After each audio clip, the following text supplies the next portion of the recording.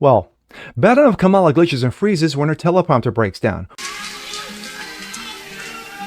So 32 days. There are 32 days. Oh. Or she's caught using a teleprompter during a town hall meeting. The only Right question there, I right ever there. That's ask a is, are teleprompter? you okay? Oh.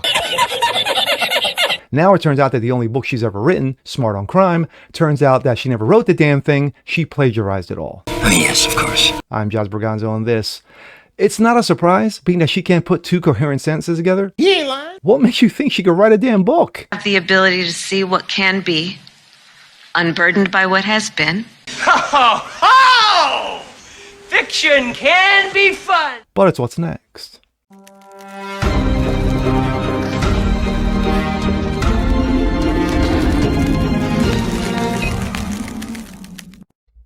Hey, happy Tuesday, ladies and gentlemen. Jazz Berganzo, what's next? Your daily dose, common sense, facts, and salt. Hope you guys are feeling good today. Kamala. You never disappoint. Never, never, never. Cackling Kamala, Kamala knee pads, Willie Brown side piece. You can always count on her, to make a fool out of herself. Well, recent memory. She's at a town hall meeting. No, not at a town hall meeting, excuse me. She's at a rally. And as she's going along, the teleprompter breaks. She glitches. She freezes. And then start making some gobbledygook until they can fix it. Well, if that wasn't bad enough, try this one on. Well, then she shows up at a town hall meeting for Univision. And as she's going about, spouting off nonsense and her word salads, she's caught using a teleprompter. Well, she needs all the help she can get. But now we come to this. Turns out that she wrote a book. I didn't know. You probably didn't know either. Called Smart on Crime, because she was a former prosecutor, former attorney in California. So she may know some things. But it turns out that the book she wrote wasn't her words at all. There is a little plagiarism in the air. Not surprised. This coming from Breitbart. John Nolte. Famed plagiarism hunter busts Kamala Harris's book, copied virtually an entire Wikipedia article, fabricated a source reference. The smug look on her face.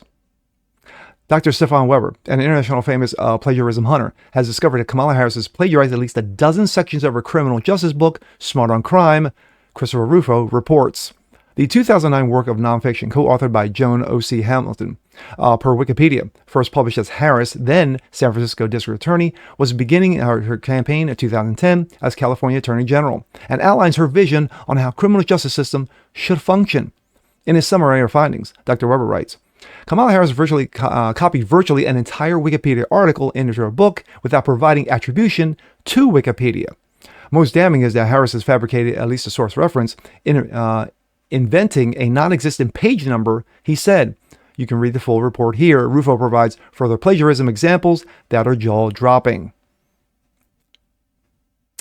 We can begin with a passage in which Harris discusses high school graduation rates. Here, she left a verbatim language from an uncited AP NBC News report. You can see the back-to-backs. How? This is common sense. You don't write other people's or lift other people's shit. In another section of the book, Harris, without proper attribution, reproduced extensive sections from John Jay College of Criminal Justice press release. She and her co-author passed off that language as their own, copying multiple paragraphs virtually verbatim, and here they are. Kamala Harris is on the left, College of Criminal Justice is on the right. She didn't even bother to just mix up the words or the phrases. She just wrote it word for word. Wow.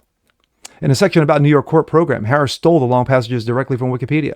Long considered an unreliable source, true, Wikipedia, you can change it on the fly and edit on the fly.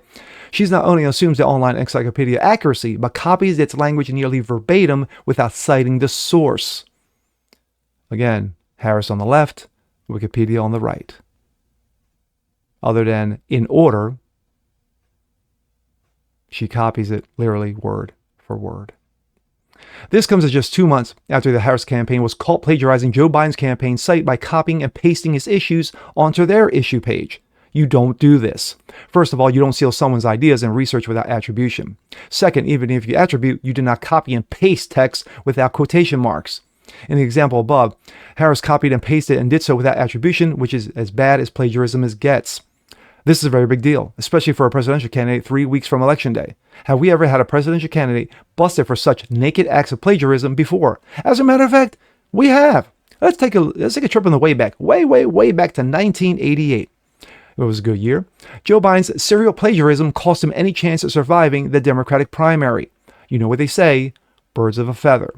The corporate media will almost certainly either ignore this scandal or attempt to wrist flick and fact check it away as a Republican fabricated controversy. But this is not 2008. The corporate media can no longer bury the truth to protect a Barry Obama from his troubling relationship with a domestic terrorist. The Trump campaign has already jumped on it.